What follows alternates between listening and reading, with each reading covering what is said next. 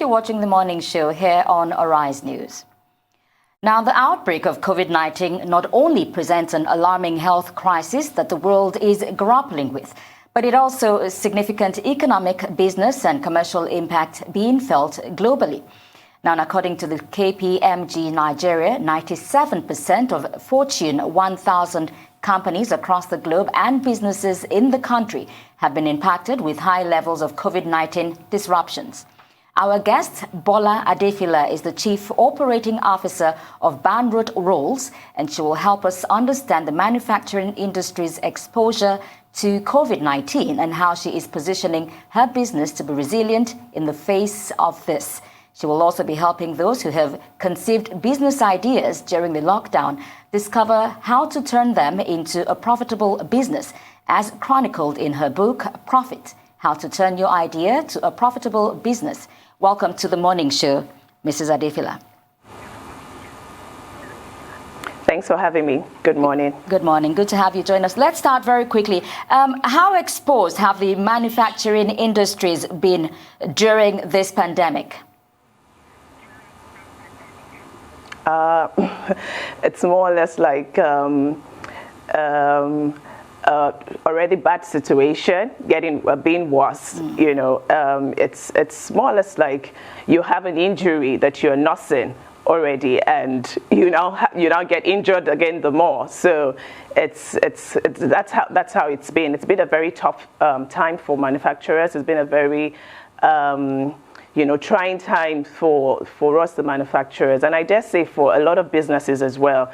And just like I earlier said, it's just like a bad situation being worse, Indeed, you can be more right there. According to KPMG, about 97% of Fortune 1000 companies globally, and then also businesses in Nigeria, have been impacted one way or the other.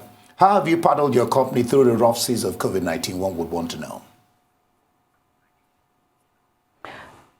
So what we've done for us at Banrut Rolls, we've had to deal with a lot of situation.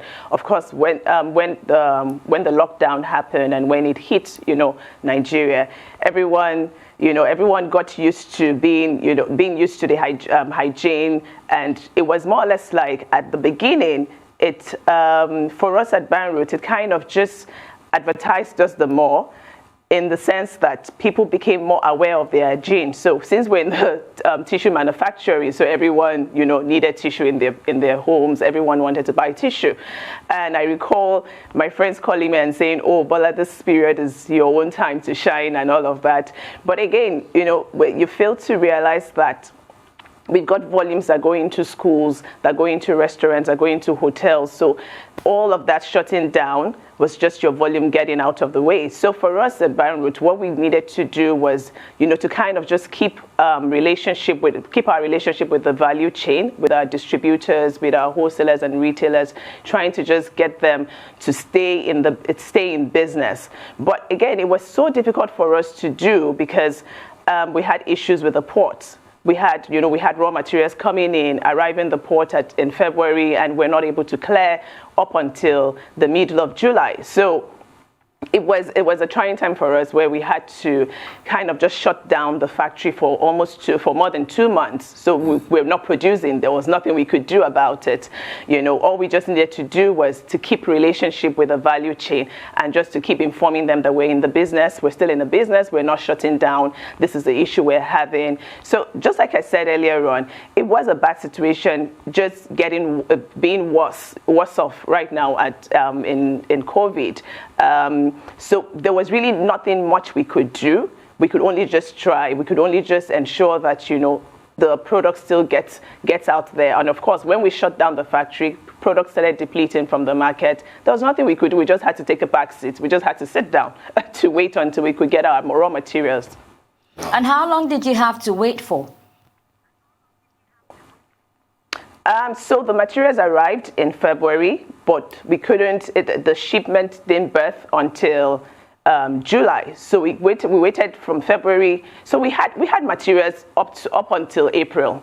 Because usually what we do is it's a common practice for us to have 3 months stock of raw materials at any time, while running our operations. So for us, we were able to run operations up until April, May, yes. So, but for May, June, we had to shut down, and we had to wait until the middle of July to receive our materials. Quite tasking, quite troubling times, I must say. I was nodding, I was shaking my head.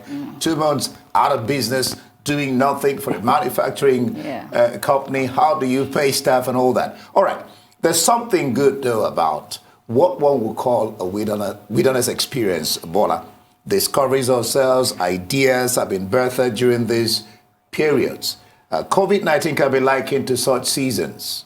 How can ideas or businesses conceived during lockdown be transformed into profitable ongoing concerns? You wrote about that in your book.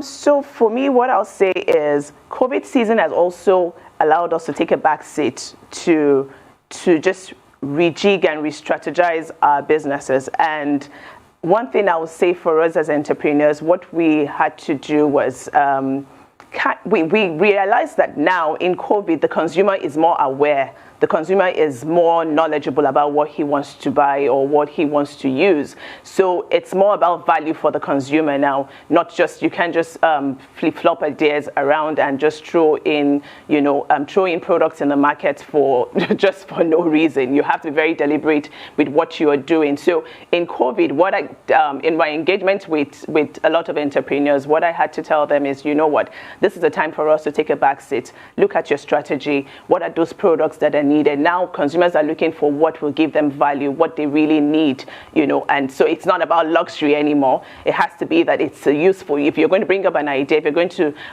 sell anything to the market, it has to be that product that gives value. Of course, if you're in the fashion industry, for instance, and you usually will turn out products like products that will cost about maybe 50,000 for a dress, or 70,000 for a dress, or 120,000 for a dress. Now is not the time to bring out such products, because nobody's going to parties, nobody's going to spend that much on a dress. So people just want something that will just do the job. I mean, I want something that I can wear to work and wear at home. So for the fashion industry, of course, you just want to kind of think about what is useful, what is valuable. And for those of us in the essential commodities as well, we just have to continue. Tissue is an essential, so I can't do anything around tissue. I still have to find a way of producing tissue regardless. Are my cost of production going high? Yes, it's increasing every day, but again, I have to now find ways in either educating the customer, keep educating the customer about the cost of production, and also trying to absorb some of this cost myself and also pass on some to the consumer, because you can't pass on the total cost to your consumer. So it's just being creative with ideas. And when I need creativity, it's not necessarily that you're doing something that no one has done before. It's just that you're going to do it in a different way. So if you're in the manufacturing industry, what are the kind of rebates you give to your customers? Now your rebates are coming from your profit as well. So if hopefully that you're not losing. So if you have to keep up giving the rebates to the customer, giving the incentives to the value chain, to the distributors, to keep them in business or to keep them with you in business, you have to be strategic about it. So you have to. It's a lot of education, educating those who are running the businesses with you, those who are in your value chain, those who the consumer also of the product. So for us at Banrut, we haven't stopped reeling out our premium products. We still keep reeling out our premium products. It's costing us more to produce, but we have to stick to quality. You have to. Another thing you need to know is customers will buy what gives them value and what gives them good quality. So if your quality is right, the customer will really not have too much issues in arguing the price with you. So we can't, at this point, reduce, the quality of the product. We have to keep up with the quality of the product. If it means that your profit is going to be reduced, if it means that you're going to run at a loss for a while until you can find your feet, it has to be that. All right, it's good you just mentioned quality. I want to ask how competitive your brand is compared to foreign and other brands in this country. It's highly competitive. It's the same thing. Let me just put it that way. It's the same thing. So what you have is we sell the virgin paper. We sell virgin paper. We sell the premium brand, and we produce our premium brands from the virgin paper. Now the virgin paper, what it means is that you're using pure pulp, 100% pulp, and there are no particles from your tissue. There are no dust. There are no dirt. There are no stain at all on your product. So our product is premium. It's premium brand, and it's highly competitive. Now for the imported ones, there's no question about, the pricing. When you go to the stores, you see an imported brand, maybe a pack of 4, it's going for like 2,000 naira. And you see a pack of 4 of maybe a product like ours, like Prince or the Root Supreme, going for 500 naira. I mean, there's no brainer in that. You need no one to tell you that you should take the Prince over the imported brand. So it's highly competitive. We've had feedback from customers telling us, oh, you know what? I usually bring my tissue paper from the UK, from the US. Now I tried your product and I'm like, this is just the same thing. Why have I been spending money on the imported brand? So for quality, for us, we've been so deliberate about it. And I think it's also been our pain point as well, because we're so hooked on giving the quality brand to the consumer. It's expensive to bring in because we import this material. We can't find them here. We can't find the grade of the paper we use here. We don't have them here. So we have to import this product. So we have to import the material. So that's why it's been a huge pain point for us in business. Again, coupled with the fact that you're not having access to FX as at when due. You don't even have enough of it. So it's been a challenging one, but we've been trying to keep our quality, and that's our promise to the consumer, that we'll keeping our quality. Making a case for using Nigerian-made products, Bola, that's quite interesting. Now, it's one thing to produce, another thing to dispense with what you're producing. I'm talking about marketing and sales here. How best can one both market one's product to attract traffic for sales during this period? So like I said, that the consumer is now more aware. And if you're going to be if you're in the manufacturing space, for you to market your product at this time, you still need the distributors. You still need your whole value chain. So for some companies, you need the distributors. For some of the companies, you need the wholesalers. So what you want to do is get your product out there for them to know that it exists. And it's the distributors that actually make us visible, really, because we can't sell. We're into volume sales, and we can't have to sell units and pieces house by house. So we need the distributors to make our products available in the market. So still, if you're going to market your product, you have to sign up distributors. You have to sign up the ones that are strong in the market, the ones that have the capacity to carry your product. We'll keep you on pause. We're going to come back.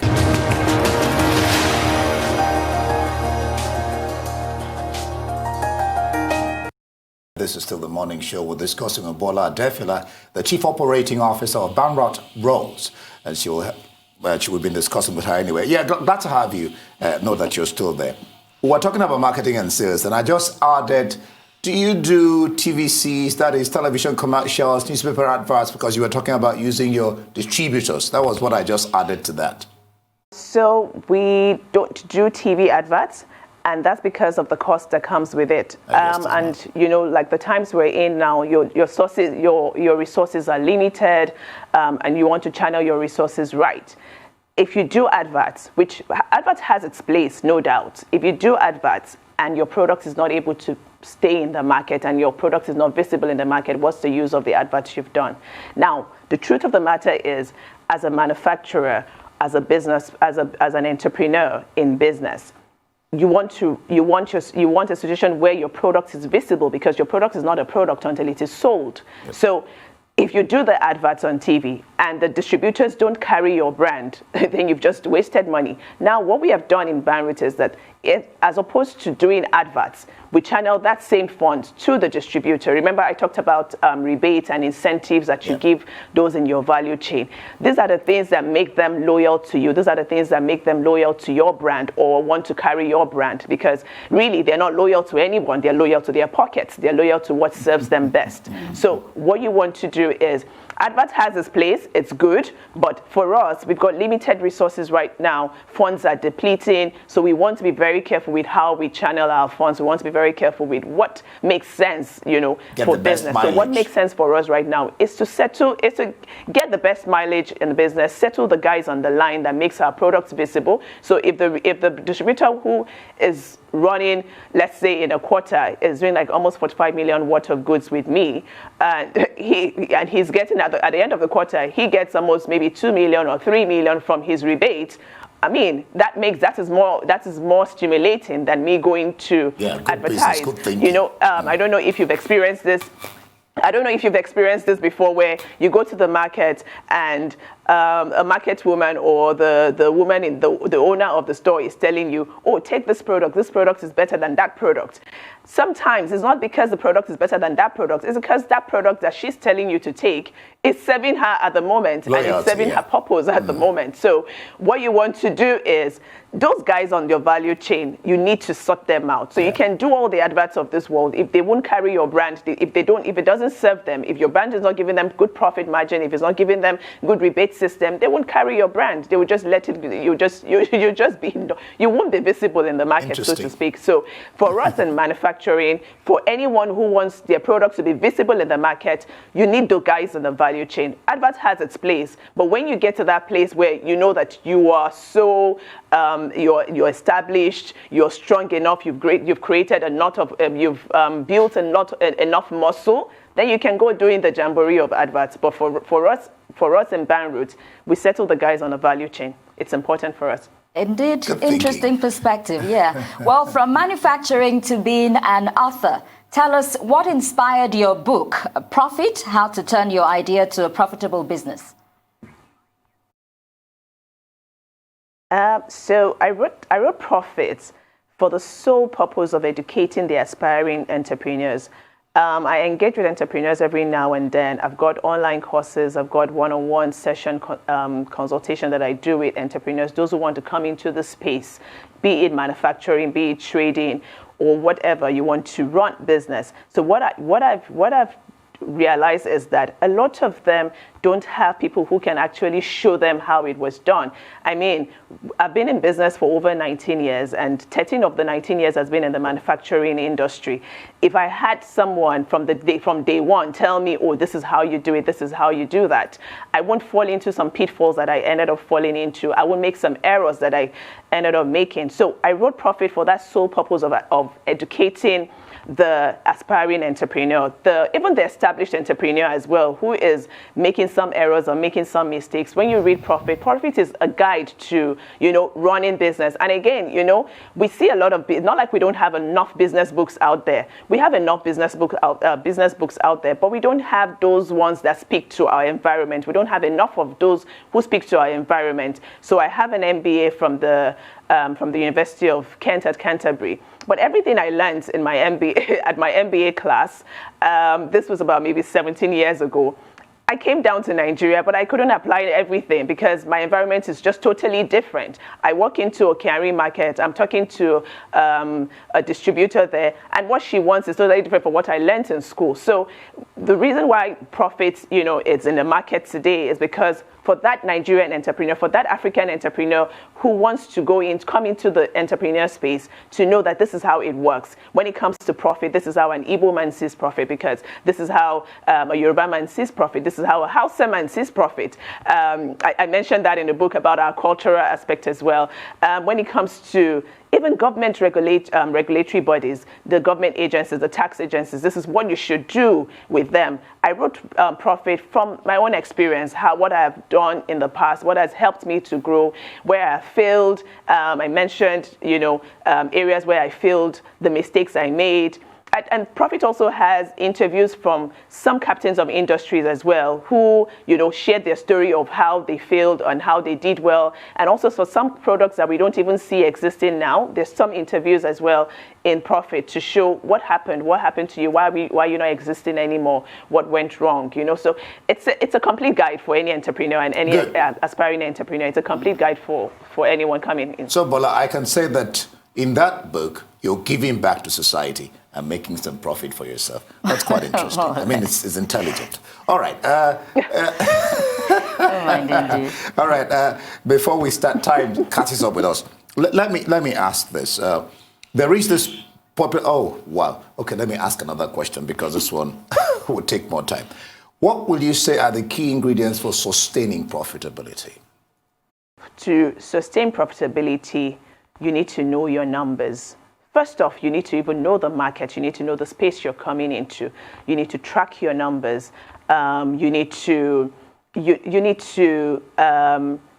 with the people that you're working with. Somebody said something one day, said, the thing we do is not as important as the people we work with. So who are the people that you're working with? Who are the people that you're carrying on in your business? So who are the people that are working for you, your staff, your employees? You need to look at that because they are also catalysts to you making profit, to you being productive as well. So tracking the people that work with us, tracking our numbers. Also, for those in manufacturing, if you're going to source for materials, you need to go to the best and the one that best serves you. If you're going to go into loans or into borrowings, you need to of course shop for the best price possible that will serve your cost, that will serve your business. So catalyst for profit. Know your numbers, track your people, track your numbers, know the industry that you're going into, have a good knowledge of the industry that you're going into, and just plunge in. It's an uncharted territory. So the truth of it is you will fail at some point and it's okay. And the truth is that you will fall at some point, which is very okay. But the most important thing is you getting yourself up and learning from it. Challenges abound every now and then. They always come, they never stop. But the most important thing is you picking the lessons, from the challenges and you growing through it. I couldn't get to the challenges thing, but really, it's been interesting discussing with you, Bola. It really has. Wish we had more time. There's so many things to throw out there for you to throw back at us. But interesting.